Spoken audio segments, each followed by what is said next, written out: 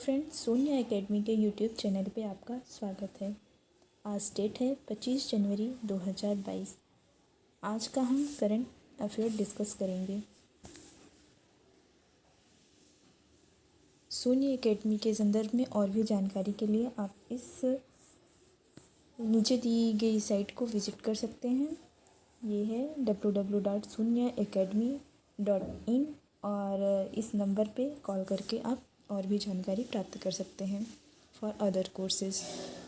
आइए देखते हैं नेक्स्ट पहला क्वेश्चन। हाल ही में आतंकवाद के खिलाफ अंतर्राष्ट्रीय सम्मेलन का आयोजन किस संगठन के द्वारा किया गया? ऑप्शन ए संयुक्त राष्ट्र संघ, ऑप्शन बी वैश्विक आतंकवाद रोधी परिषद, option C Quad, option D NATO. तो इसका आंसर आतंकवाद के खिलाफ अंतर्राष्ट्रीय सम्मेलन है, तो इसका ये राइट आंसर हो जाएगा वैश्विक आतंकवाद रोधी परिषद। आइए जानते हैं वैश्विक आतंकवाद रोधी परिषद क्या है। तो यह एक थिंक टैंक है इंटरनेशनल लेवल की, और इसका उद्देश्य है दुनिया भर में लोगों को आतंकवाद के प्रति सुभेद्यता को कम करना, यानी कि आतंकवाद के प्रति जो भी डर है लोगों में उसको दुनिया भर में कम करना। और सेकंड है आतंकवादी गतिविधियों पर अंकुश लगाना। थर्ड, आतंकवाद के लिए उकसाने व आतंकी गतिविधियों हेतु भर्ती करने वालों पर मुकदमा चलाना है। आइए देखते हैं नेक्स्ट क्वेश्चन। भारतीय पर्यावरण सेवा के गठन की सिफारिश किस समिति के द्वारा की गई? Option A TSR Subramaniam, option B V Subramaniam, option C V Ramashankar, option D Vimala Devi. आपने न्यूज़ में सुना, कल के न्यूज़ में देखा होगा कि सुप्रीम कोर्ट ने केंद्र सरकार को Akhil Bharatiya all India level पर इंडियन इन्वायरमेंट सर्विसेज यानी कि भारतीय पर्यावरण सेवा को स्थापित करने के लिए कहा है। जैसे IAS है, वैसे ही भारतीय पर्यावरण सेवा को भी स्थापित करने के लिए केंद्र सरकार को सुप्रीम कोर्ट ने निर्देश दिया है। और इसकी सिफारिश के लिए 2014 में एक समिति का गठन किया गया था। किसकी अध्यक्षता में? TSR सुब्रमण्यम जी की अध्यक्षता में। तो इसका राइट आंसर हो जाएगा TSR सुब्रमण्यम। आइए देखते हैं नेक्स्ट क्वेश्चन।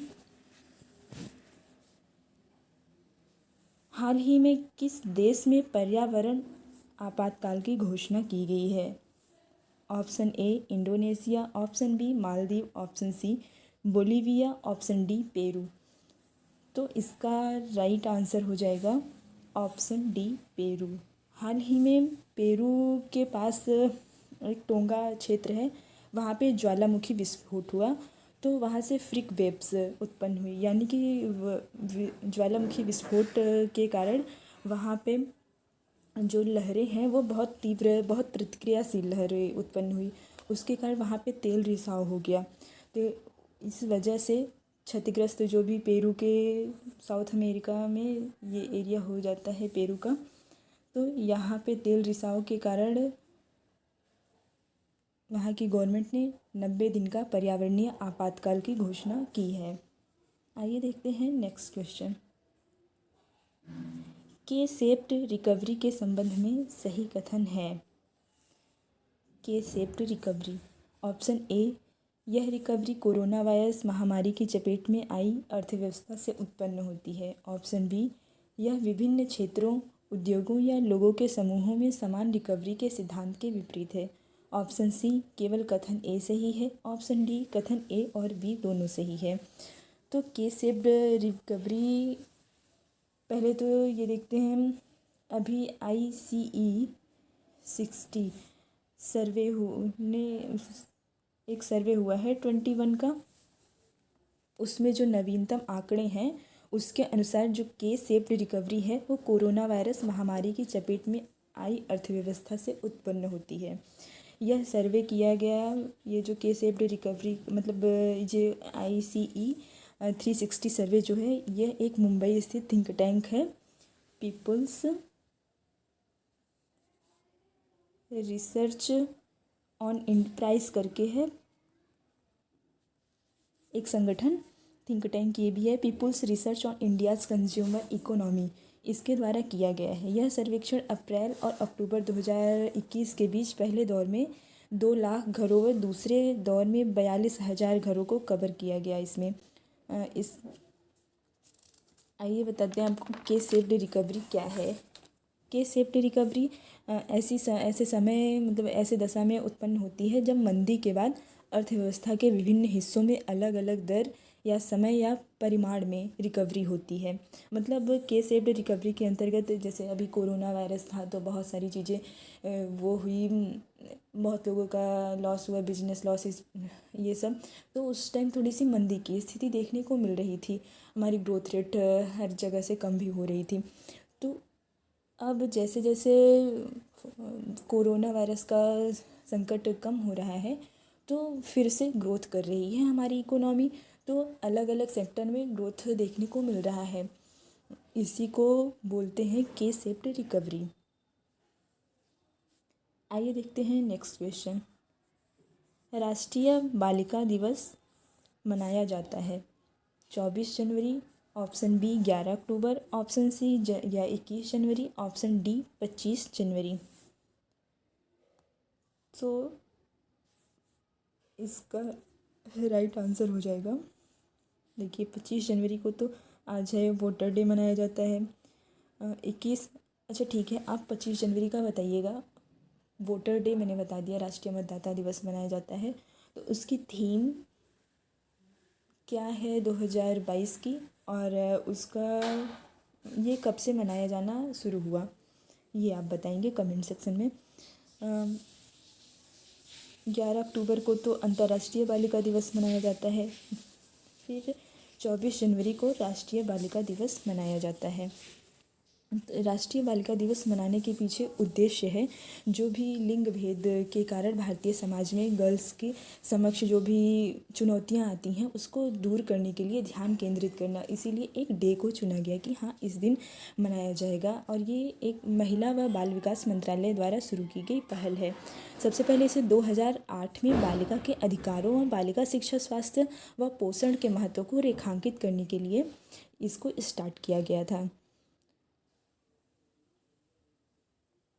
और लड़कियों के लिए मतलब और भी कौन कौन से हमारी सरकार द्वारा योजनाएं चलाई जा रही हैं। बेटी बचाओ बेटी पढ़ाओ, सुकन्या समृद्धि योजना, बालिकाओं हेतु मुफ्त व अनुदानित शिक्षा व कॉलेजों तथा विश्वविद्यालय में सीटों का आरक्षण, ये सभी योजनाएं चल रही हैं। तो आप एक बार इसका भी डिटेल्स देख लीजिएगा। आइए देखते हैं नेक्स्ट क्वेश्चन। आदि बद्री बांध अवस्थित है।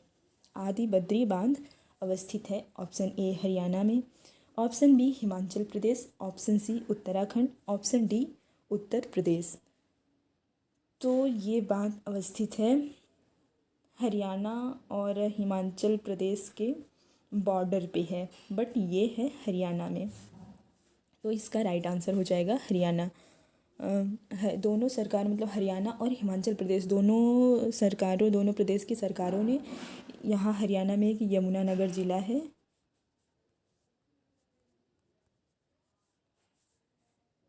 उसी के बद्री में मतलब ये जो बद्री बांध है आदि बद्री, उसी के बद्री में बांध बनाने हेतु एक समझौते पर साइन किया है। आइए देखते हैं नेक्स्ट क्वेश्चन। जिंक किंगजरी क्या है।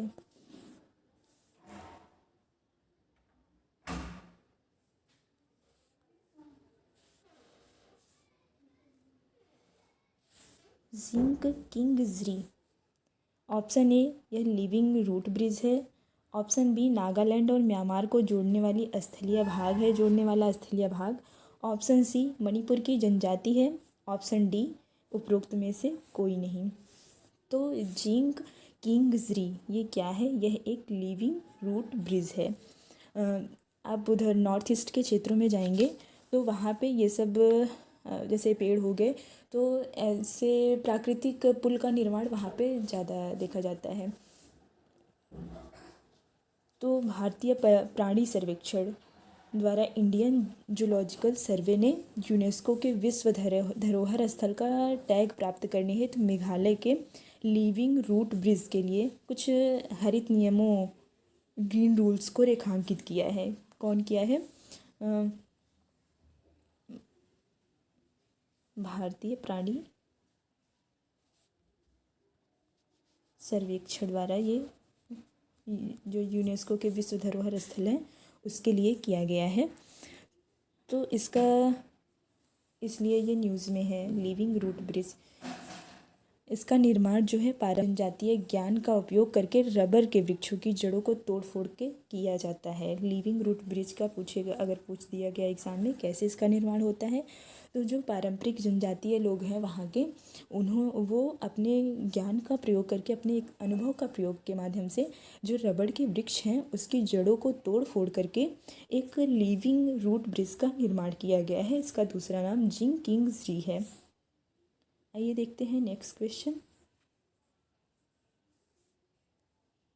सुभाष चंद्र बोस आपदा प्रबंधन पुरस्कार किसे प्रदान किया गया? अभी सुभाष चंद्र बोस जी का बर्थडे था 23 जनवरी को, और उसी दिन सुभाष चंद्र बोस आपदा प्रबंधन पुरस्कार प्रदान किया जाता है। तो ऑप्शन ए हो गया गुजरात आपदा प्रबंधन संस्थान के उपाध्यक्ष को, ऑप्शन बी सिक्किम राज्य आपदा प्रबंधन प्राधिकरण के उपाध्यक्ष को, ऑप्शन सी ए और बी दोनों को, ऑप्शन डी कोई नहीं। तो सुभाष चंद्र बोस आपदा प्रबंधन पुरस्कार दिया गया है गुजरात और सिक्किम दोनों राज्यों के आपदा प्रबंधन प्राधिकरण के जो उपाध्यक्ष हैं उनका नाम है विनोद शर्मा।